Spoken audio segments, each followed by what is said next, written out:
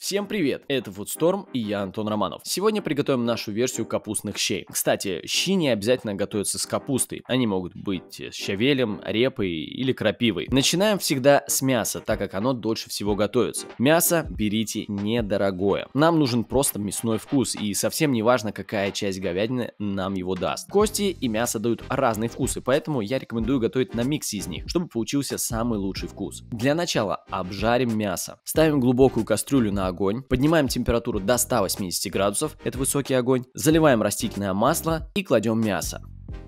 Сразу обильно перчим его, солим и жарим со всех сторон до приятного цвета. Заливаем мясо водой, доводим до легкого кипения и понижаем огонь до 90 градусов, чтобы еле булькало. Оставляем вариться 3 часа. Если что, всегда можно подлить воды. У нас достаточно времени, чтобы подготовить овощи. Я взял лук, капусту, морковь и чеснок. И сейчас покажу, что делает простой суп по-настоящему вкусным. Первое – это нарезка. Начинаем с лука. Он должен быть мелко нарезан, но не в кашу. Так он будет попадаться маленькими кусочками и давать ту небольшую концентрацию вкуса, чтобы дополнить основные ингредиенты, но не перетягивать на себя одеяло. Далее идет капуста. Я нарезаю на мандолине, так как именно так можно нарезать нужной толщины в 2 мм. Это не слишком тонко, чтобы капуста была приятной и не вялой по текстуре, и не слишком толсто, чтобы излишне не выделялась из общей массы. Если мандолины у вас нет, нарезайте ножом. Кстати, по ссылке в описании можно найти видео о том, как нарезать капусту.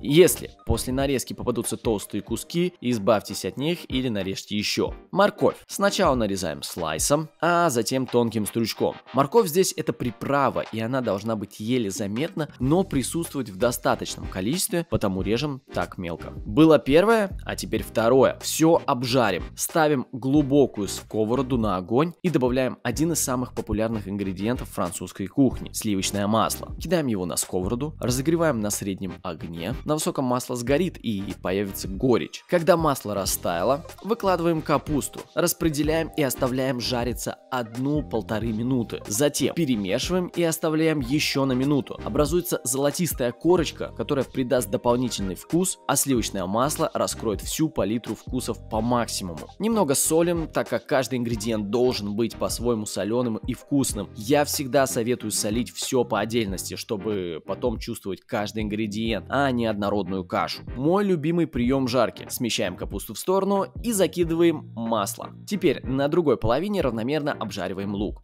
пока капуста рядом наблюдает за ним.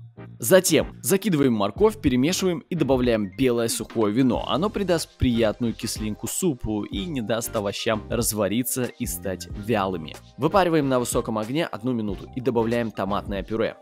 Тушим 2 минуты и добавляем лавровый лист, молотый перец, соль, сахар.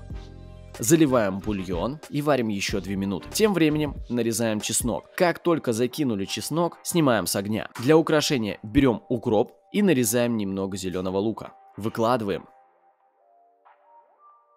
Сметана, мясо, зеленуха. Готово. Жду комментариев о том, что это не щи, а также ваши классные варианты приготовления этого супа. И, пожалуйста, занимайтесь едой. Это был Foodstorm, и я Антон Романов. Пока.